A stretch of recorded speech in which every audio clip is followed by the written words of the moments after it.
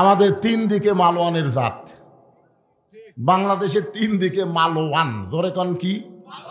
ভগবান গ্রুপ। এই ভগবান গ্রুপ কয়দিন হলে খুব মশান লিচ্ছে, মানে হাসিনা পলে যায় ওটা আশ্রয় লিছে। এই শালি তো বাংলাদেশ থেকে পলে গেছে, যাক ওই ওখানে যায় এবার ষড়যন্ত্র করতেছে। জোরে কন কথা ঠিক কিনা?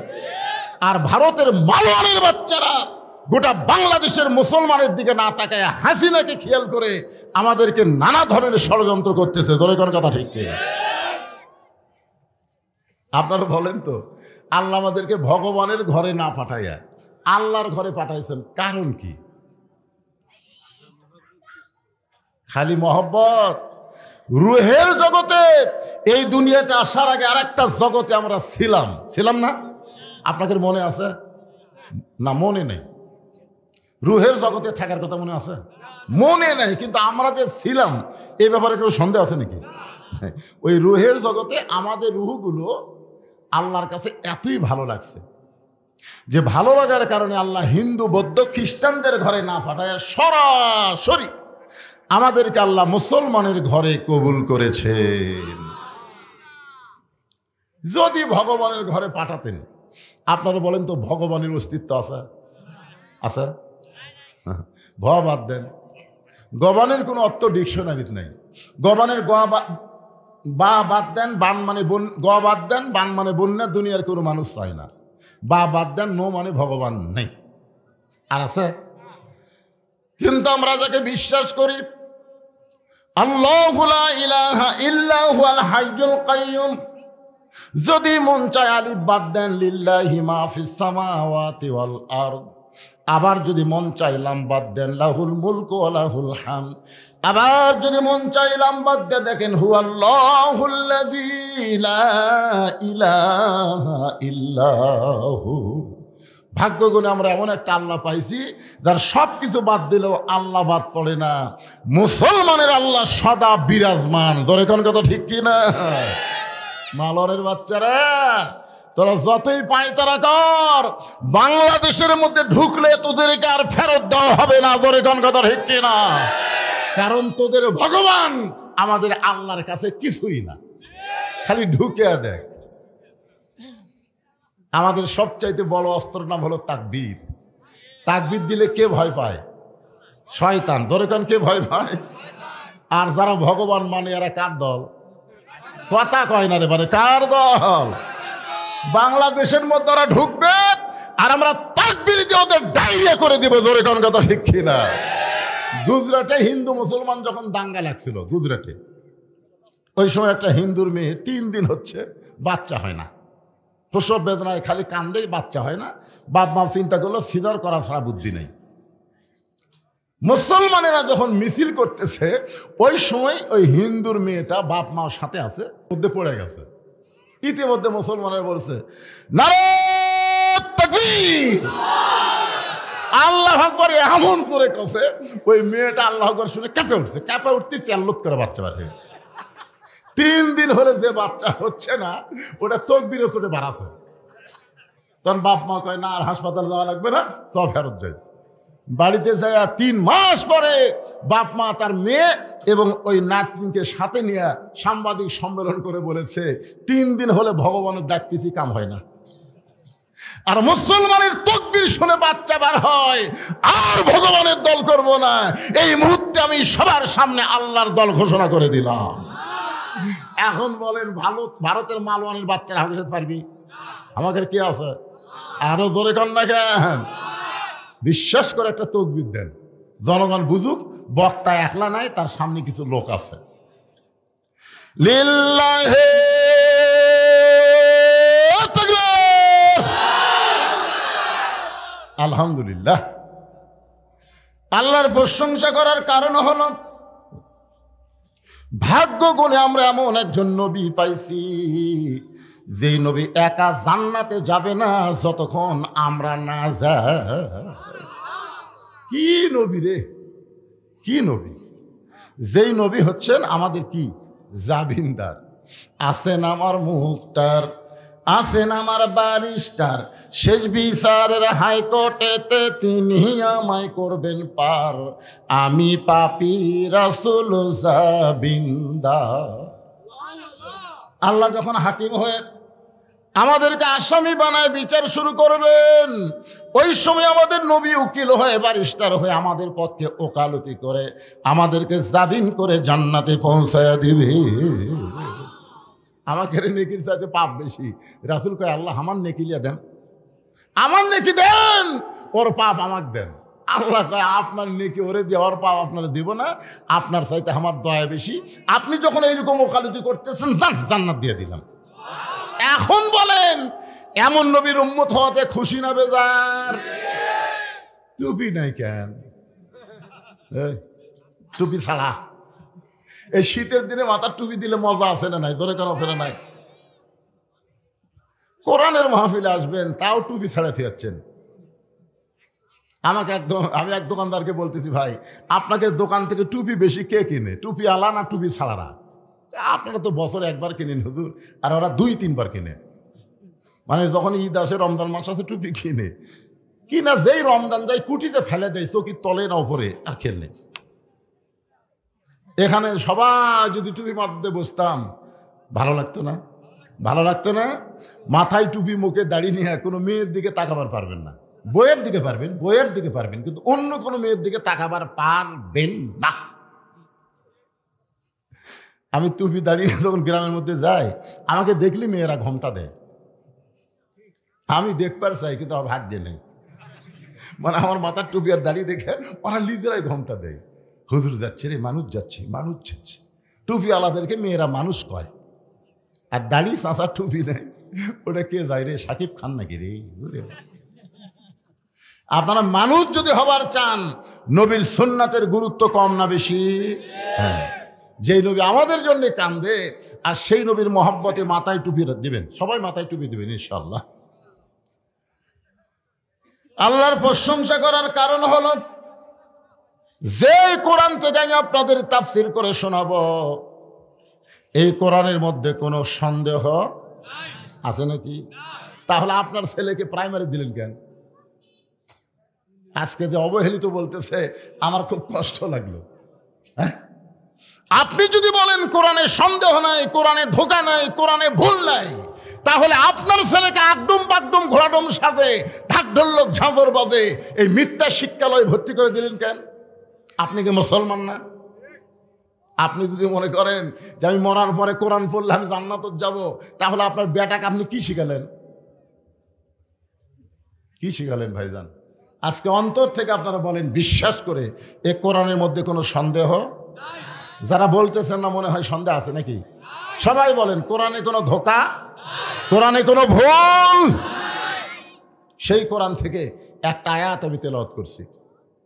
ইয়া আইয়ুহাল্লাযীনা আমানুত্তাকুল্লাহা হাক্কা তুকাতিহি ওয়া লা তামুতুন্না ইল্লা ওয়া আনতুম মুসলিমুন।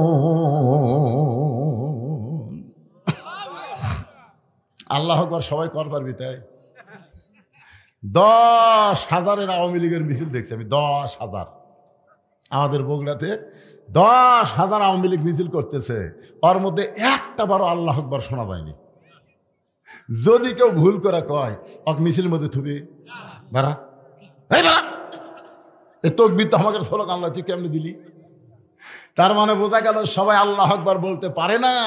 যাদের মধ্যে শয়তানি থাকে, শয়তান তাদের জবানে আল্লাহ আকবার উচ্চারণ করতে দেয় না। ধরে কোন কথা ঠিক কিনা? আপনারা বলেন তো, কোরআন তেলাওয়াত শুনলে কি বাড়ে? সে আয়াত মনে হয় আপনার জীবনে শোনেননি।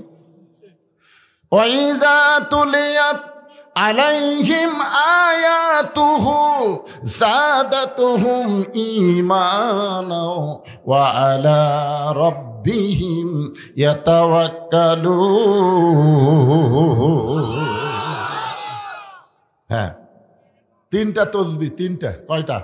3টা তসবিহ সব সময় বক্তা বলার আগেই যদি আপনি বলেন, আল্লাহ রাসূল বলেছেন সে যত বড়ই পাপী হোক, মৃত্যুর সময় আল্লাহ তাকে ঈমানের সাথে মৃত্যু দিবে। কয়টা?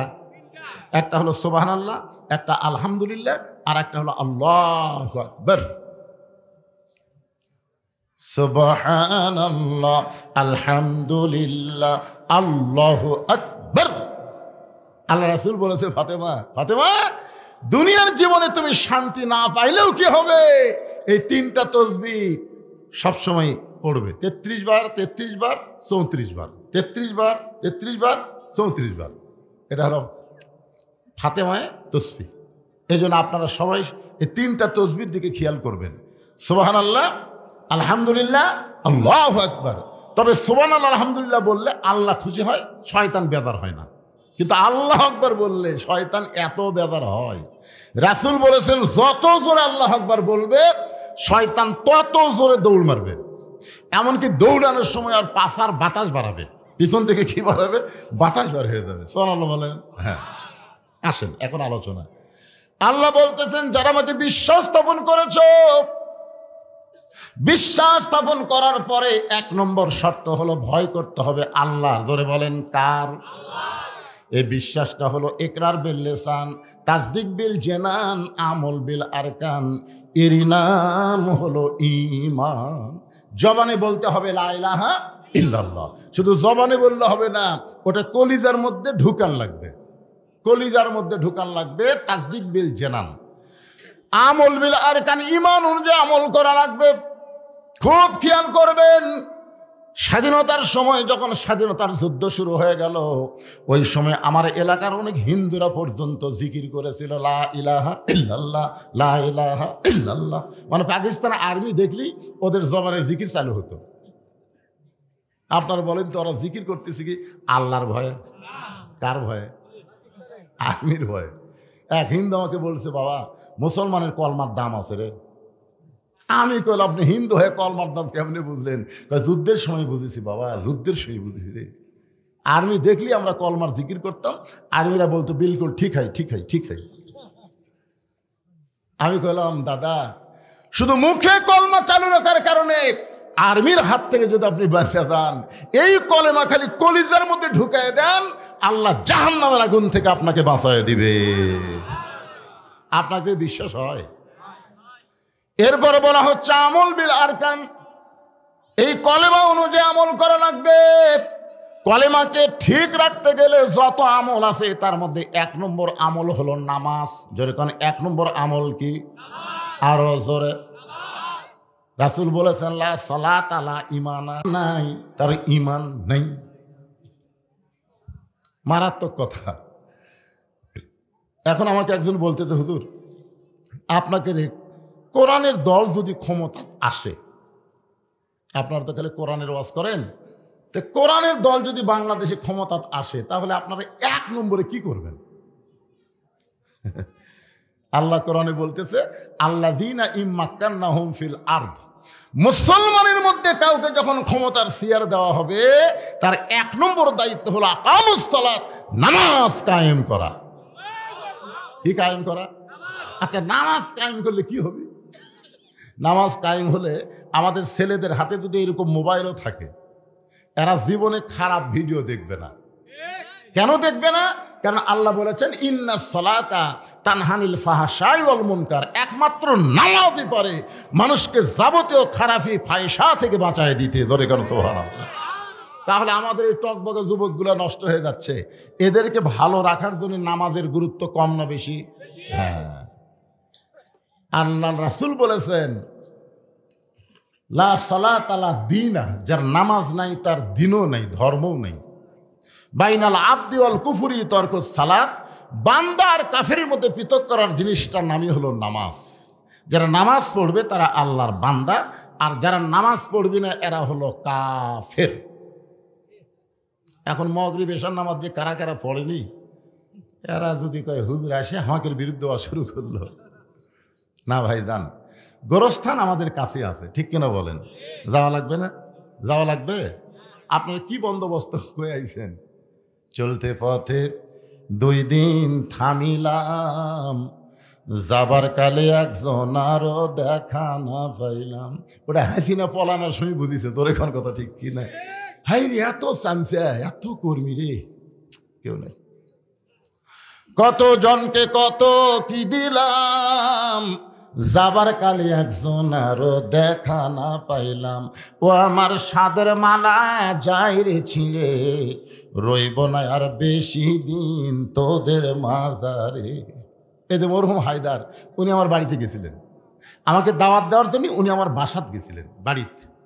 আহা, অথচ আজকে এখানে আসে দেখি তিনি নাই, তিনি নাই। যখন আমাকে দাওয়াত দিয়েছিলেন তখন যদি আমাকে আসার সুযোগ দিত এই হাসিনার সরকার, তাহলে উনি জীবিত থাকতেন, কিন্তু আমাকে আশীর্বাদ দেয়নি ভাই। কিছুদিন আমাকে শেরপুর, ওনার বাড়ি আবার শেরপুর, ওয়াজ হচ্ছে রায়গঞ্জ, যাই হোক। এই যে উনি দুনিয়ার থেকে চলে গেছেন, আমাদের সবাইকে যাওয়া লাগবে, জোরে কোন ঠিক কিনা? হ্যাঁ, এই জন্য নামাজের গুরুত্ব কম না বেশি? আল্লাহর নবী বলেন, কোন মানুষ যখন মারা যাবে, মাটি দেওয়ার 40 ধাপ আসার পরে আল্লাহ তাআলা 2টা ফেরেশতা পাঠায় দিবে, 2টা ফেরেশতা। আপনার 2 ফেরেশতার নাম জানেন? মুনকির আর নাকির। 2 ফেরেশতা আসবে, এসে জিজ্ঞাসা করবে, মান রব্বুকা, তোমার রবকে, তোমার রবকে। সঙ্গে সঙ্গে নামাজ দাঁড়িয়ে যাবে, নামাজ। ওই ব্যক্তি দাঁড়ান লাগবে না, ওই ব্যক্তি শুয়ে আছে, সেই ঘুম। নামাজ কাড়ায় বলবে, এই মুনকির নাকির, কাকে রব সম্পর্কে প্রশ্ন করতেছ? বলে, যাই শুতে আছে। নামাজ বলবে, কেবল আরামের ঘুম দিল। সেই ব্যক্তিকে তোমরা রব সম্পর্কে প্রশ্ন করো। মুনকির নাকির, আমরা তো জানি। তো জানিস না আবার প্রশ্ন করিস? এই লোকটা মসজিদের মধ্যে গিয়েই নামাজের নিয়ত করেই বলেছে, আলহামদুলিল্লাহ রব্বিল আলামিন। মুনকির নাকির শেষদাত রুকুত গিয়ে বলেছে সুবহান রাব্বিয়াল আযীম, শেষদাত গিয়ে বলেছে সুবহান রাব্বিয়াল আলা। সারা জীবন নামাজের মধ্যে রব রব করে কবরে যাচ্ছে, আবার রব। মুনকির নাকির কয়, আল্লাহ, তোমার বান্দিকে নাম রব সম্পর্কে প্রশ্ন করাতে নামাজ এমন খেপা খেপছে, এখন আমরা কি করব? আল্লাহ বলতেছে যে নামাজ নিয়ে কবরে আইছে, তার রবের উত্তর হয়ে গেছে। আর 1 নম্বর উত্তর যদি হয়ে যায়, বাকি 2 উত্তর পানির মতন সহজ হয়ে যাবে। ধরে কারণ সুবহানাল্লাহ। এখন আপনারা বলেন, নামাজের গুরুত্ব কম না বেশি? রে যুবকেরা, মনে করতেছো যখন হবে চামড়া ঢিল, আল্লাহর সাথে দিব মিল। বুড়া মানুষের নামাজ আর যুবকের নামাজ, এটা হলো সরকারি চাকরির মতন। আপনারা বলেন তো, সরকারি চাকরি কি সব বয়সে হয়? কখনো হয়? যুবক বয়সে সরকারি চাকরি না করলে ওই বুড়া বয়সে পেনশন পাবি না।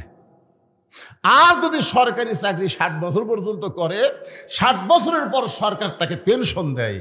যৌবন বয়সে যারা নামাজ ধরে, বুড়া বয়সে যদি ঠিক মতো রুকু সেজদা করবার নাও পারে, যৌবনের নামাজের কারণে আল্লাহ তাকে মরা পর্যন্ত পেনশনের সওয়াব দিয়ে দেয়।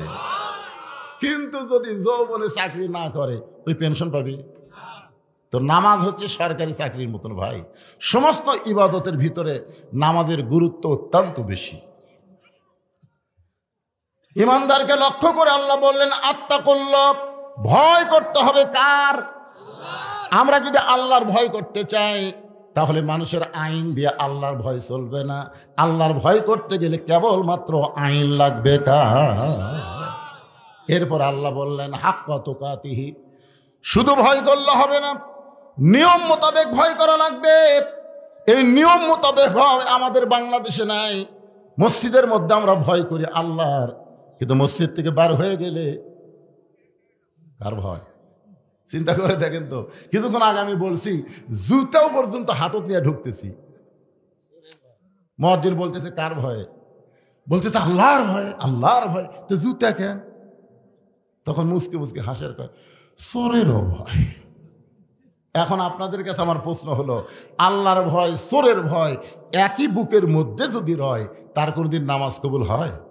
এই জন্য আত্তাকুল্লাহ হাক্কা তুকাতিহি, এর উপরে আপনাদের একটু মনোযোগ আকর্ষণ করে কথাগুলো শুনতে হবে। আল্লাহ বলতেছেন, ওয়ালা তামুতুন্না ইল্লা ওয়া আনতুম মুসলিমুন, মুসলমান না হয়ে তোমরা কেউ মরো না, মুসলমান না হয়ে তোমরা কেউ কবরে আইসো না। যদি ফুলগুলো হয় অভিমানে ঝরে যায়, আমি মালা গেথে বলো কারে পরাবো, সে যে কেন এলো না, কিছু ভালো লাগে না, কবরে আসুক, কবরে আসুক তারে আমি মজা দেখাবো। আমরা কবরের মজা চাই না, আমরা দুনিয়াতে মুসলমান হয়ে মরবার চাই। জোরে কোন ঠিক? এখন মুসলমান হয়ে মরবার চাইলে আমাদের কি করা লাগবে? অনেক মাহফিল আমাকে বলে, হুজুর কবরের ওয়াজ করবেন, মৃত্যুর ওয়াজ করবেন, আমরা তো মরাই যাব, কবরেও যাব, কিন্তু কবরে কি নিয়ে যাওয়া লাগবে? একটা গজলের মধ্যে বলা হয়েছে, কিন্তু যেদিন ডাক পড়িবে কবর মাঝে যাইতে, জোগাড় কিছু করছ বন্ধু তার মাঝে বিছাইতে। খলিফা হারুন রশিদের দরবারে একটা পাগল মাঝে মধ্যে যাওয়া আসা করতেন, কখনো কাঁদতেন কখনো হাসতেন। ওই পাগলের নাম হলো বাহলুল পাগল। জোরে কোন কি পাগল?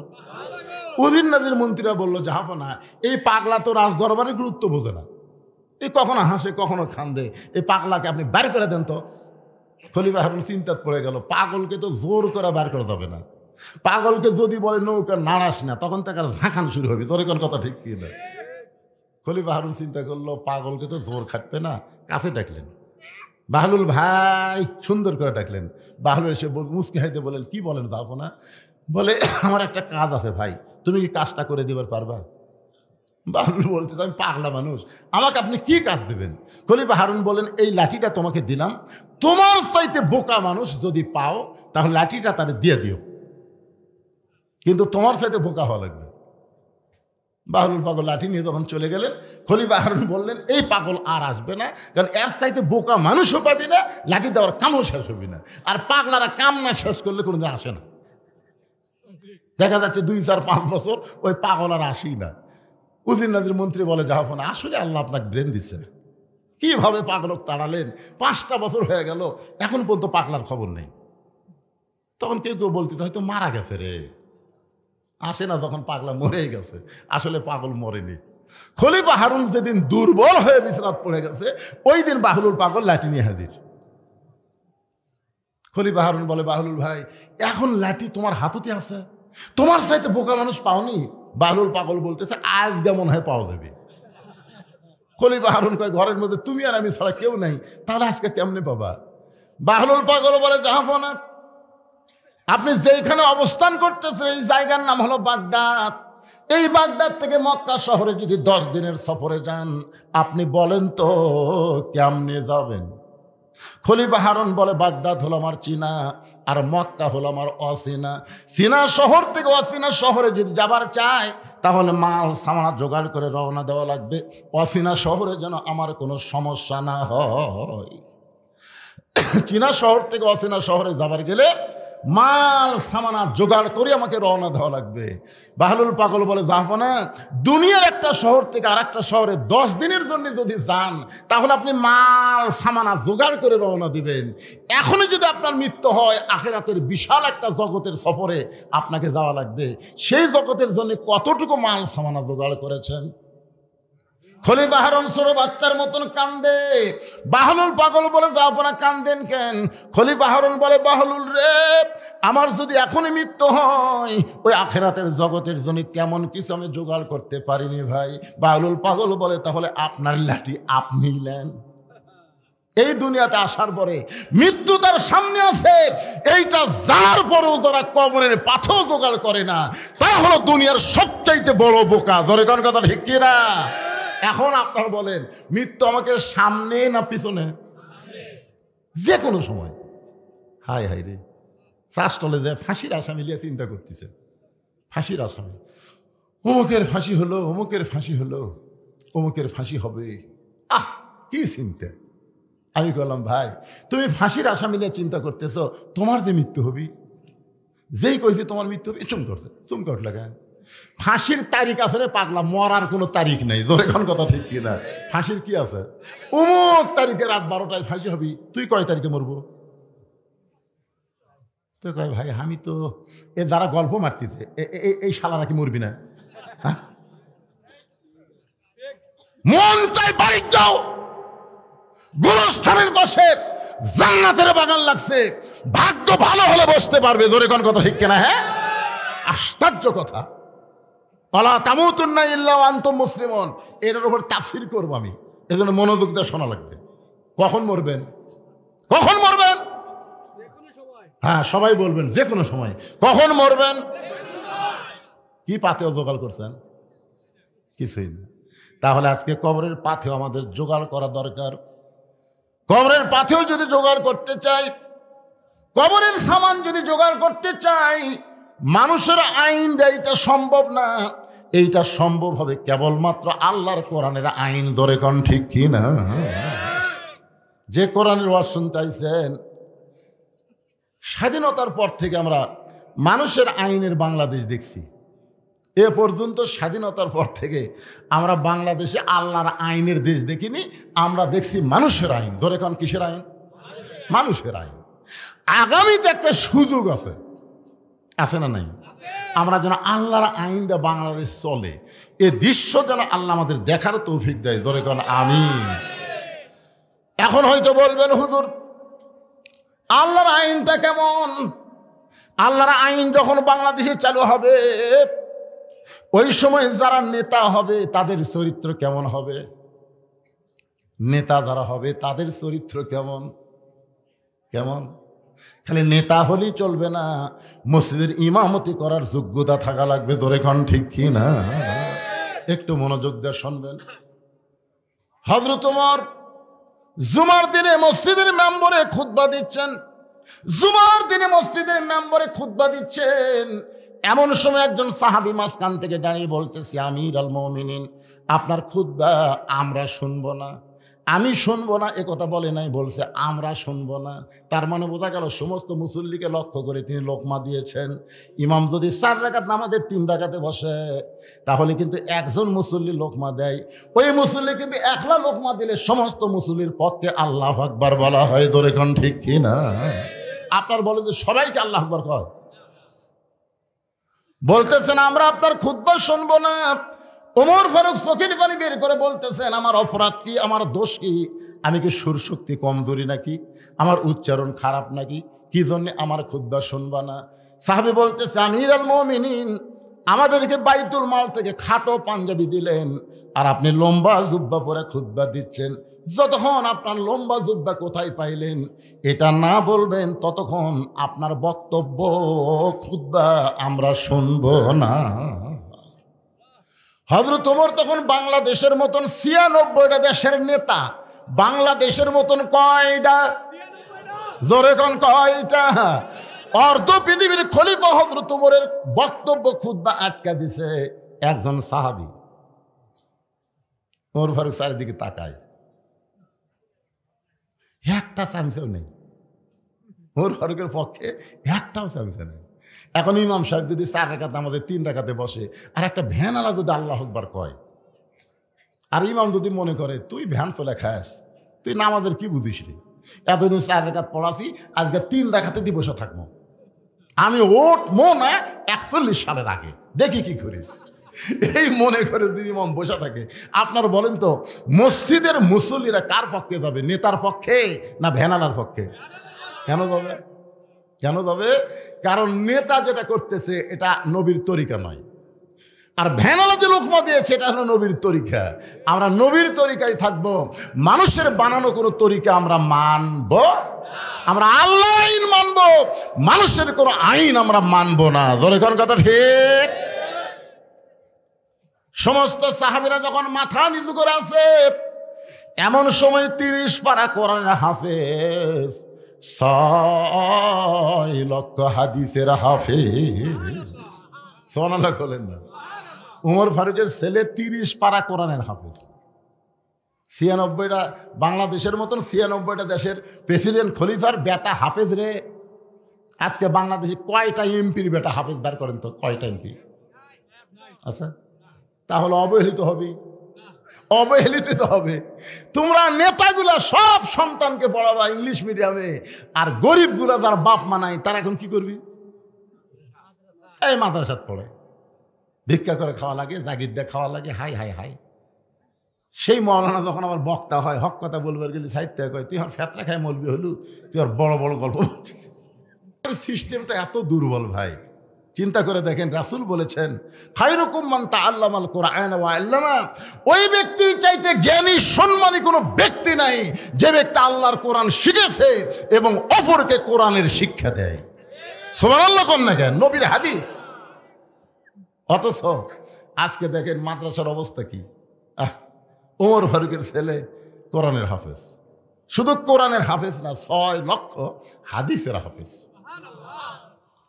বাবার পাশে দাঁড়ায় বললেন, রে নবীর সাহাবীরা, আমার বাবার লম্বা জুব্বা দেখে তোমরা খুতবা বন্ধ করে দিছ, কিন্তু তোমরা খেয়াল করে দেখো, তোমাদের পরনে খাটো পাঞ্জাবি হলো তো তোমরা নতুন পোশাক পরেছ, অথচ আমার পরনে কোনো নতুন কাপড় না। ওসমান গনি বলে, আব্দুল্লাহ আজকে জুমার দিন, তুমি নতুন কাপড় না পরে পুরাতন কাপড় পরছো কেন? আব্দুল্লাহ বলতেছে, আমি যদি নতুন কাপড় পরতাম তাহলে আমার বাবার জুব্বা লম্বা হতো না। কি বুঝলেন? আমি যদি নতুন কাপড় পরতাম তাহলে আমার বাবার জুব্বা লম্বা হতো না। আমার বাবা যেদিন থেকে মদিনার খেলাফতের দায়িত্ব নিছে সেদিন থেকে দুনিয়ার সব মানুষ ঘুম পাড়ে, কিন্তু আমার বাবার ভাগ্যে ঘুম হয় না। সুবহানাল্লাহ কোন। নেতা হওয়া মোবাইল বন্ধ করে থয়, ভোটের আগে 24 ঘন্টা খোলা থাকে। এই যে গোলাম মোহাম্মদ সিরাজ, এটা খালি ভোটের তারিখ ঘোষণা হলে আজকে মাহফিল মিস করতো। কয় না, সব কাজ বাদ, এখন যাওয়া লাগবে ভাই, সামনে অমুক তারিখে নির্বাচন রে, এখনো তো নির্বাচনের তারিখে হয়নি। কি বুঝতেছেন? 24 ঘন্টায় মোবাইল খোলা আছে ভোটের আগে। ভোট পেয়ে যখন নেতা হয়ে গেছে আর নেতা নাই। মানুষের তৈরি আইন দিয়ে যখন রাষ্ট্র চলবে নেতারা এইরকমই চরিত্রের হবে, আর আল্লাহর কোরআন দিয়ে যখন রাষ্ট্র চলবে দেখেন নেতার অবস্থা। গভীর রাত্রে হযরত ওমর যখন বাড়ির থেকে বের হচ্ছেন, বউ বলতেছে কোথায় যাবেন? বলে আমার আল্লাহর বান্দারা নবীর উম্মতেরা কেমনে আছে নিজের চোখে একটু দেখার জন্য যাচ্ছি। তা আপনি অর্ধ পৃথিবীর খলিফা হয়ে নিজের চোখে দেখবেন আপনার র্যাব, পুলিশ, সামসা কি একটা উপজেলা চেয়ারম্যান ঘরে পুলিশ লিয়া ধরে কন কি কথা কন না গায়, আর এমপির সামনে পুলিশের গাড়ি, পিছনে পুলিশের গাড়ি। মানে আমরা পুলিশকে চাকরি দিচ্ছি ওই নেতা পাওয়া দেওয়ার জন্য নাকি? এই পুলিশের আগে এই 7টা নেতা ধরে তারপরে পুলিশের কাছে গেলে পুলিশ নেতার দিকে তাকায়, নেতা এমন এক চোখ টিভি মারছে আর অনুমতি দিচ্ছে না। নেতাই কিন্তু লিয়ে গেছে, লিয়ে যা চোখ টিভি মারছে, অনুমতি দিচ্ছে না। কি বুঝতেছেন? হুজুর নেতা লিয়ে কেন হুজুর? আপনাকে যে শেরুয়া বটতলা সকাল থেকে বলতেছে আমাকে মাহফিল হবে, আপনি আসেন। আমি আসরের সময় যখন সাইজ বাড়াচ্ছি ইতিমধ্যে বলতেছে হুজুর নেতা লিয়ে গেলাম, বহু চেষ্টা করলাম হুজুর, কিন্তু কাম হলো না। আমি বললাম বাংলাদেশের পুলিশেরা নেতার চামচিয়া, জোরে কান কিসের কথা কান না গায়, আর নেতা লিয়ে যাও কাম হলো না, তার মানে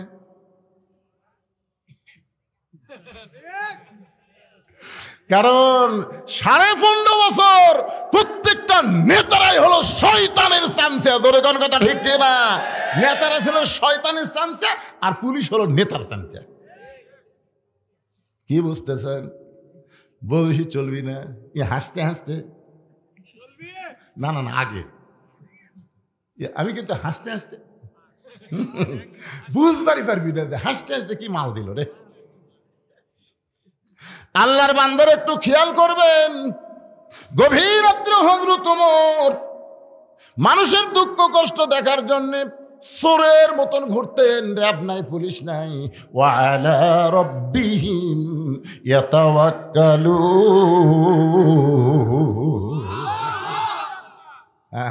আল্লাহর উপর তাওয়াক্কুল করে ঘুরতেছে।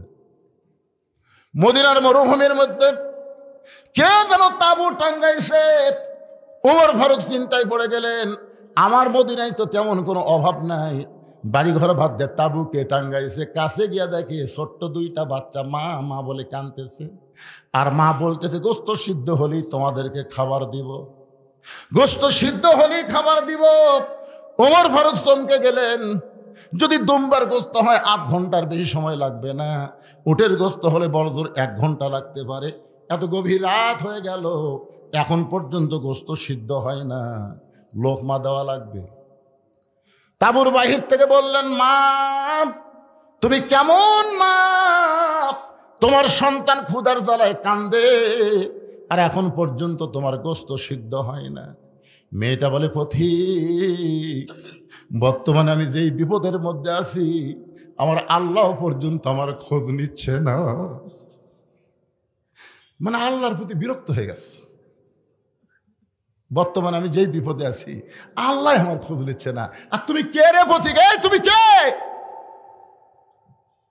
আমার বাড়ি হলো ইয়ামিন দেশে। আমি শুনতে পাইলাম মদিনার খলিফা ওমর অত্যন্ত ভালো মানুষ। আমার দুইটা এতিম বাচ্চাকে নিয়ে আমি ওমরের কাছে যাবার চাই, কিন্তু ওমরের দরবারে গিয়ে দেখি এত মানুষের ভিড়। কে রে ওই তিনটা কে যায় রে? এই তিনটাকে আক্রান্ত, এরা হলো কিশোর গ্যাং। তোর এখন কি গ্যাং? হ্যাঁ যাবি যাইয়া বাইরে একটা জ্ঞান জাম শুরু করবে। এরকম থামান খুবই কঠিন ভাই। আপনারা ছেলেদেরকে নষ্ট করছেন, এই পুচকা পুচকা ছেলেদের হাতে মোবাইল দিয়েছেন, দেন মরে যান, তারপরে বুঝবেন। আপনার কবরের পাশে না ফ্রি ফায়ার খেলবে, ফ্রি ফায়ার আপনার কবরের পাশে।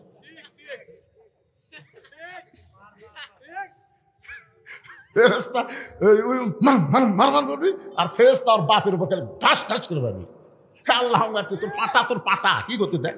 তুই বেটা জন্মানো পারিস রে, পাটা জন্মাছো পাটা। এই যে তিনটা গেল, এই তিনটা আসলেই পাটা। কথা কন না কেন ভাইরে? কথা কওয়া লাগবে তো। আশ্চর্য কথা, একজন যদি যাইতো কোনো টেনশন হতো না, কিন্তু তিনটা গেল কিছু করবি।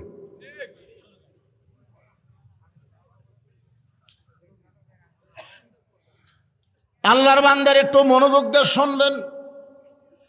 ভালো করতে গেলে রাসূল বলেছেন 6 বছর থেকে 7 বছর থেকে তালিম দাও, আর 10 বছর থেকে জোর করে তাকে নামাজে নিয়ে যাও। জোরে কম ঠিক কিনা? যে তিনটা গেল এরা হলো তালিমের বয়স, শিক্ষা দেওয়ার বয়স। 10 বছর থেকে যদি বাপ মসজিদে বাচ্চাদেরকে নিয়ে যাইতো তাহলে আমাদের ছেলেগুলো এরকম নষ্ট হবার পারতো না। একটু মনোযোগ দিয়ে শুনবেন। মেয়েটা বলতেছে, পথিক আমার বাড়ি হলো ইয়ামিন দেশে। আমি ইয়ামিন থেকে শুনলাম মদিনার খলিফা অত্যন্ত ভালো মানুষ। আমার দুইটা এতিম বাচ্চাকে নিয়ে আমি ওমরের দরবারে গেছিলাম। এত মানুষের ভিড় ঠেলে একটা মহিলা আমি কেমন ওমরের কাছে যাই? আগামীকাল সকালবেলা যাব এই নিয়তে। এই মদিনার মরুভূমিতে তাঁবু টাঙ্গাইছি। আমার দুইটা বাচ্চাকে নিয়ে যখন রাতের বেলা ঘুমাতে চাই, আমার দুইটা বাচ্চা ক্ষুধার জ্বালায় যখন বারবার কান্দে, আমি শুধু বাচ্চা দুইটাকে সান্ত্বনা দেওয়ার জন্যে পাতিলে পানি, পাথর আর নিচে আগুন জ্বলায় বলতেছি, বাবা গোস্ত সিদ্ধ হলেই তোমাদের খাবার দেব। প্রতিক্রিয়া, আমার পাতিলে কোনো গোস্ত নাই, আমার পাতিলের মধ্যে হলো পাথর। আমার গোস্ত সিদ্ধ হওয়ার কথা শুনে দুইটা বাচ্চা যদি হঠাৎ ঘুমায়া যায়, এই শান্ত নেওয়ার জন্য কথাগুলো বলতেছি। কিন্তু আমার দুইটা বাচ্চার পেটে এত খিদা লাগছে, ওরা বারবার যখন ক্ষুধার জ্বালায় কান্দে, আমার মনে হয় ফজর পর্যন্ত আমার দুইটা বাচ্চা আর বাঁচবে না। সঙ্গে সঙ্গে হযরত ওমর বললেন, মা একটু ধৈর্য ধরো মা, একটু ধৈর্য ধরো। বাংলাদেশের মতন 96টা দেশের প্রধানমন্ত্রী খলিফা এক দৌড়ে বাইতুল মালের দরজায় গিয়ে বলে, আসলাম তাড়াতাড়ি দরজা খুলে দে, সবচাইতে বড় খাবার বস্তা আমার মাথায় তুলে দে। আসলাম বলে, আমিরুল মুমিনিন, আমি হলাম আপনার চাকর, কোথায় খাবার বস্তা নিয়ে যাওয়া লাগবে আপনি হুকুম দেন, আমি নিয়ে যাব। ওমর জোর হাত করে বলে, আসলাম রে, একজনের পাপের বোঝা আর একজন কেউ টানবে না, দে আমার মাথায় উঠায় দে। মিনকুমকে মানতে গিয়ে আসলাম ওমর ফারুকের মাথায় যখন খাবার বস্তা উঠায় দেয়, ওমর ফারুক বস্তা মাথায় নিয়ে এত জোরে দৌড়ায়, পিছন দিক থেকে আসলাম বলে, আমিরুল মুমিনিন, এত ওজনের বস্তা নিয়ে যদি এইভাবে দৌড়ান আপনি পড়ে কষ্ট হবে। ওমর কান্দের, আসলাম রে, সময় মতো যদি যাবার না পারি এই ওমরকে আল্লাহ জাহান্নামের আগুন দিয়া পোড়াবে। আল্লাহর ভয়, আত্তাকুল্লাহ হাক্কা তুকাতিহি কারে কয়? আল্লাহর ভয় কারে কয়? সময় মতো যদি যাবার না পারি ওমরকে জাহান্নামের আগুন দিয়ে আল্লাহ পুড়াবে।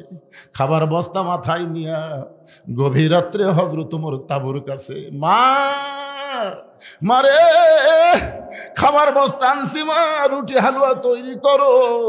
মেয়েটা রুটি হালুয়া তৈরি করে যখন উমরের কাছে দেয়, উমর দুইটে তিন বাচ্চাকে তার দুই উরাতের উপরে নিয়া রুটি ছিঁড়ে হালুয়া দিয়ে যখন মুখে দেয়, দুইটা বাচ্চা ফেল ফেল করে তাকায়, বলে কে গো আপনি?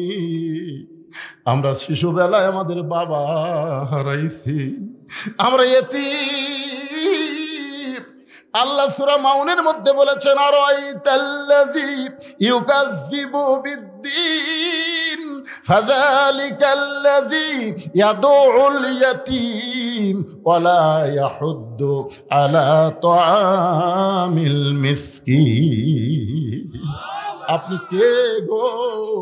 এই গভীর রাত্রে বাবার চাইতে বেশি দরদ দিয়ে আমাদেরকে আদর করতেছেন।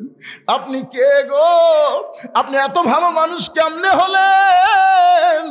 ওমর কান্দের বলে, আল্লাহ এই অধমকে জাহান্নামের আগুন থেকে তুমি বাঁচাও, এই অধমকে জাহান্নামের আগুন থেকে তুমি বাঁচাও। মা কান্দের বলে, পথিক রে, তোমার মতন ভালো মানুষ আমি জীবনে দেখি নাই। আল্লাহ ওমরকে যদি মদিনার খলিফা না বানায়া তোমাকে যদি মদিনার খলিফা বানায় দিত, মদিনা যেন আল্লাহর জান্নাত হয়ে যেত।